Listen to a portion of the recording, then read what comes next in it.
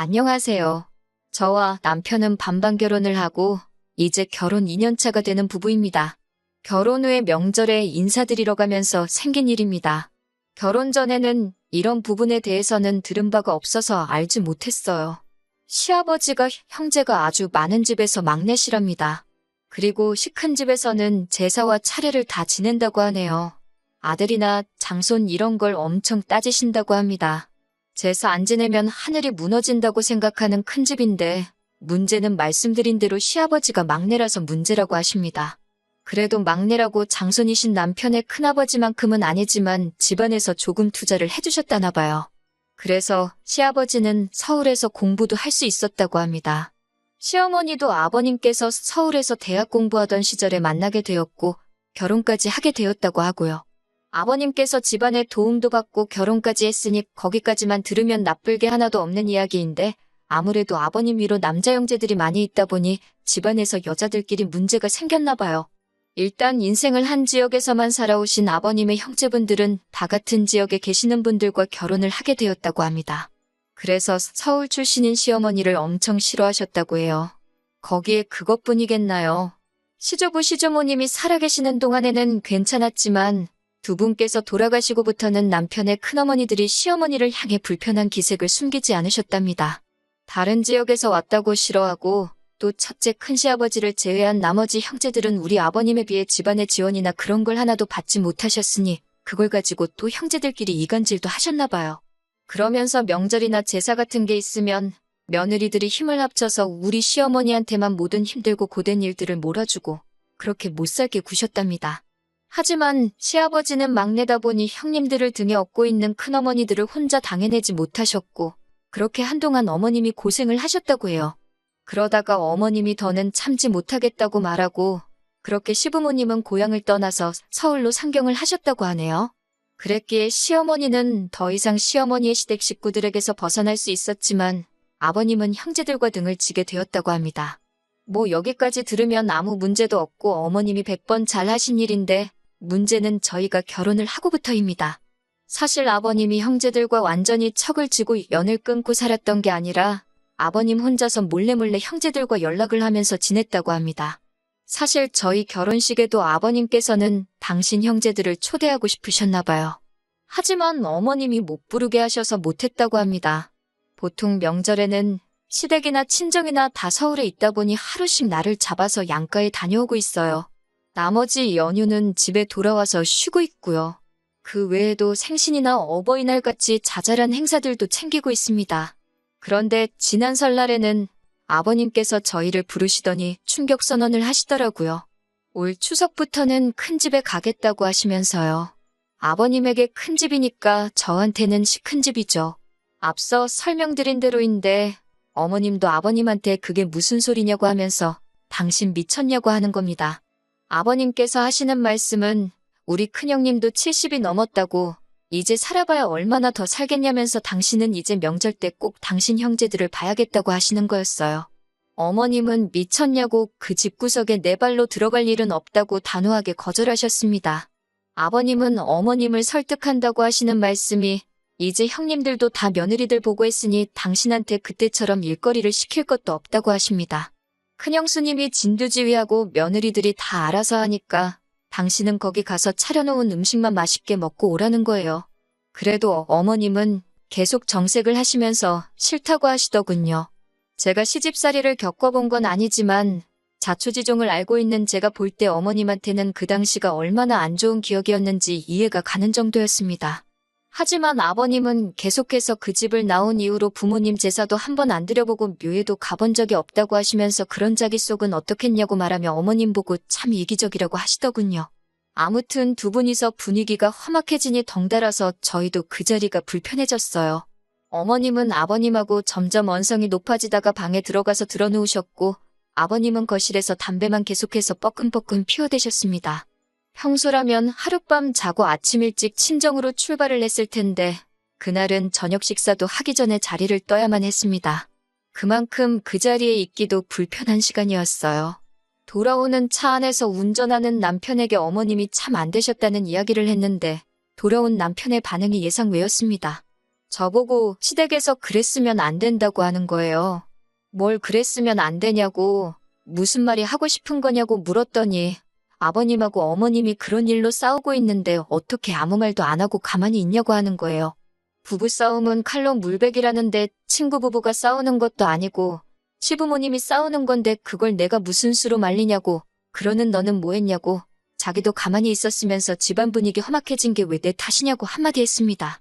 저는 남편이 저한테 뭘 기대한 게 아니라 자기 부모님이 싸우는 모습을 보여줘서 짜증이 나서 저러는 줄 알았는데 그게 아니었어요. 남편은 저보고 어머님이 왜 큰 시댁을 그렇게 싫어하게 된 건지 자기가 자초지종을 다 이야기해 주지 않았느냐 하면서 그 자리에서는 제가 어머님을 안심시켜줬어야 한다는 거예요. 그러니까 어떻게 안심을 시켜드리냐, 그걸 내가 무슨 수로 어떻게 해야 하는 거냐 따지니 아버님이 하신 말씀 못 들으셨냐고, 며느리들이 다 집안일을 하고 있다는 말에 제가 어머님한테 가서 큰집 가서 일은 제가 다 하면 되니까 어머님은 걱정 말고 쉬고만 계시면 된다고 했으면 좀 좋았냐고 하는 거예요. 다른 사람도 아니고 남편이 그런 말을 했다는 게 정말 이해가 되지 않았습니다. 그러니까 지금 저보고 일면식도 없는 남편의 큰집에 가서 제사 준비하고 전 부치고 그래야 한다고 말하는 거잖아요. 제가 제대로 들은 게 맞냐고 물으니 남편이 자신 있게 맞다고 합니다. 그러면서 자기 기분도 제가 이해해줘야 한다는 거예요. 자기도 당당하게 친척형 누나들과 같이 시간을 보내보고 싶다고, 학연지연 혈연이라는데 혹시 아냐고 하면서 나중에 자기 형제들이 저를 도와주게 될 일도 있지 않겠냐고 하는 겁니다. 그러니까 아내인 제가 내조를 해야 하고, 나아가서는 제가 남편의 큰집에 가서 전 부치고 제사 준비하면서 고생하는 게 그동안 형제들과 떨어져 지내야 했던 아버님을 위해서 할 수 있는 가장 큰 효도이고, 큰집에 가는 걸 두려워하는 어머님을 위한 효도라고 하는 거예요. 솔직히 진짜 어이가 없었습니다. 솔직히 어머님께서 아버님 말씀대로 앞으로는 큰집에 가시겠다고 결정을 한다고 쳐도 그 집에 제가 따라가야만 하는 무조건적인 이유는 없는 거나 마찬가지잖아요. 그래서 남편한테 어머님 아버님이 거길 가셔도 큰집에 내가 왜 따라가야 하냐고, 전 그러면 너가 친척 형제들한테 언제 도움받아야 할 일이 있을지도 모르니 어머님을 설득해서 큰집에 보내라고 했어요. 저는 빼고 말이죠. 그랬더니 너는 왜 빠지려고 하냐고, 명절날 시부모님이 큰집에 가 계시면 당연히 우리도 거기로 가야 하는 거 아니냐고 하는 겁니다. 나는 일면식도 없는 당신 친척들 사이에서 눈칫밥 먹으면서 일만 하다가 오고 싶지 않다. 맞벌이 하는 것도 힘들어 죽겠는데 연휴라고 1년에 몇 번 있지도 않은 거, 먼 길 가서 일만 더 하다 오고 싶지 않으니 그렇게 가고 싶으면 혼자 가라고. 저는 집에서 쉬겠다고 했습니다. 그러니까 저보고 왜 이렇게 이기적이냐면서 우리 반반 결혼했는데 명절에 시부모님을 안 보겠다고 하는 거냐입니다. 반반 결혼했으니 양가에 똑같이 해야 한다면서 저보고 명절에 시부모님 따라 큰집에 가지 않으면 앞으로 저도 친정에 갈 생각을 하지 말라는 거예요. 그게 공평하다고 하면서 말이죠. 그게 말이냐고 아니면 방구냐고 조금만 생각해서 말하라고 한마디 했습니다. 저도 큰집 있다고, 그런데 나는 어릴 적 이후로 큰집에 다녀온 적도 없고 안 다녀서 별 문제도 없다고 했어요. 반반 결혼했다고 공평한 거 불공평한 거 따지지 말라고, 전 그러면 시부모님이 큰집 다녀오시고 돌아오신 날에 시댁에서 보자고 했습니다. 그러면 친정부모님도 뵙고 시부모님도 뵙고 공평하게 똑같은 거 아니겠냐고 말이죠. 그렇게 말하니까 아무 말도 하지 못하더라고요. 한참 끙끙대면서 아무 말도 못하고 운전대만 잡고 있던 남편이 너는 어쩜 사람이 그렇게 계산적이냐고 하면서 저보고 조금도 손해볼 줄 모른다고 합니다. 아버님이 그렇게 원하고 남편도 그렇게 원하면 조금 손해보더라도 그렇게 따라줘야 하는 거 아니냐고, 그게 며느리고 아내로서 해야 할 도리가 아니냐고 하는 거예요. 그러면서 지금이야 똑같이 반반 결혼해서 이러고 있지만 앞으로 자기가 회사 다니면서 벌어오는 월급은 저보다 더 높아질 것이고, 심지어 저는 아이가 태어나면 회사를 그만둬야 할지도 모르는데 그때 가서도 공평 불공평 이야기를 하겠냐고 하는 겁니다. 자기였다면 친정부모님이 같은 상황이었으면 이것저것 생각 안 하고 다 해드렸을 거라고 하면서요. 진짜 너무 열받아서 운전하고 있는 남편 손목을 꺾어서 핸들을 뒤집어 버릴까도 싶었는데 그러면 저까지 위험하니 그렇게까지 하지는 않았습니다. 남편한테 당장 보이는 휴게소에 차를 세우라고 했어요. 그리고 차 세워놓고 남편한테 한바탕 소리를 질렀습니다. 저보고 계산적이라고 했냐고, 손해보는 일 안 한다고 했냐고 따졌어요. 남편은 지금 너가 하는 게 그렇지 않냐, 너 좋은 것만 하려고 하고 싫은 건 안 하려고 하지 않느냐고요. 그래서 지금 내가 손해를 안 보려고 한다고 말을 꺼낸 건 앞으로 시큰 집에 가게 되는 게 나한테 손해라는 걸 너도 알고 있어서 그러는 거 아니냐고 한마디 했더니 또다시 앞을 쌓는 표정으로 아무 말도 하지 못하더라고요. 그리고 월급 이야기가 나와서 말인데 내가 애가 태어나서 회사를 관두게 되는 건 또 뭐가 문제냐고 했습니다. 남이 자식 키우는 것도 아니고 우리 애 때문에 그러는 건데 너는 그걸 계산하는 거냐고요. 그러면 차라리 잘 됐다고 내가 대신 배불러서 애는 낳아줄 테니까 키우는 건 너가 하라고 했어요. 그러면 나도 커리어 안 끊기고 회사 계속 다닐 수 있고 내 월급도 계속 늘어날 테니까 아버님 따라 큰 집 안 가는 것도 공평한 일 아니냐고요. 남편은 쩔쩔매면서 아무 말도 못하고 있더라고요. 그러더니 저한테 하는 말이 글쎄 자기 친구들 와이프는 남편이 가자면 다 따라간다는데 너는 왜 그러냐고 소리를 치더군요. 그래서 네 친구들 와이프들도 반반 결혼했냐고. 내 친구들은 다 남편이 집 해오고 해왔는데 큰 집은커녕 명절에 시댁에도 안 간다더라고. 그러면 우리 반반 결혼한 거 돈으로 돌려주고 대출 없이 집 한 채 해오라고 했습니다. 지원받은 거는 친정부모님께 돌려드리고 그렇게만 해주면 나도 큰 집이건 큰 집 할아버지 집이건 다 따라가 주겠다고요.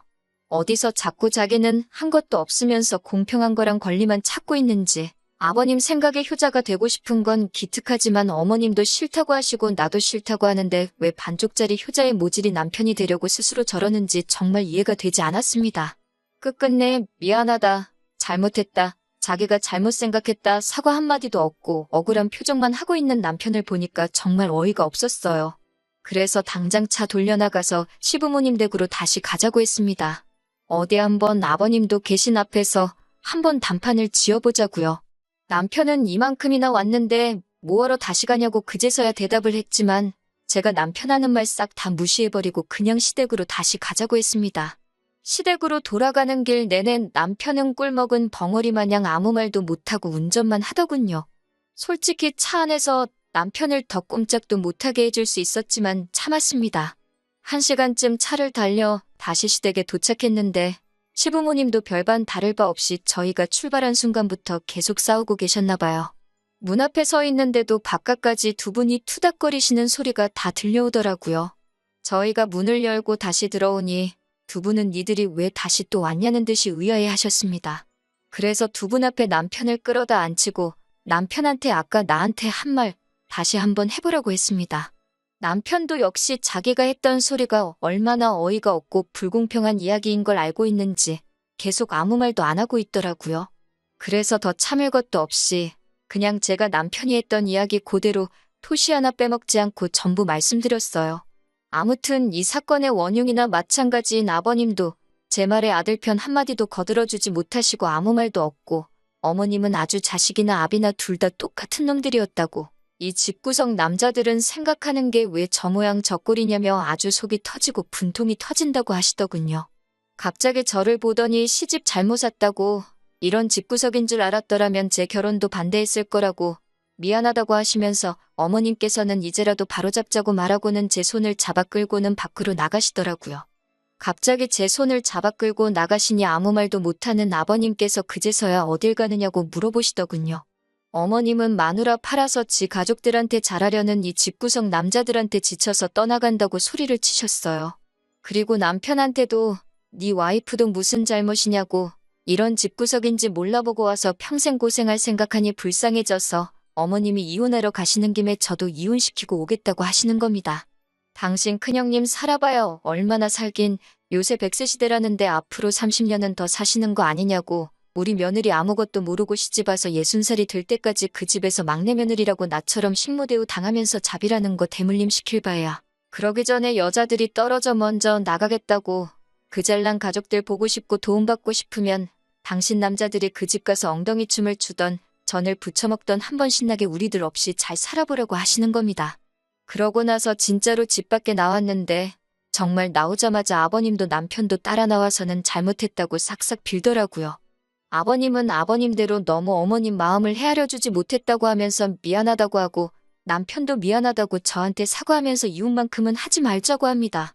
그 뒤로는 남편도 큰 집 이야기는 속 들어가고 한 번도 꺼낸 적 없어요. 오히려 전보다도 더 저한테 조심스럽고 말이죠.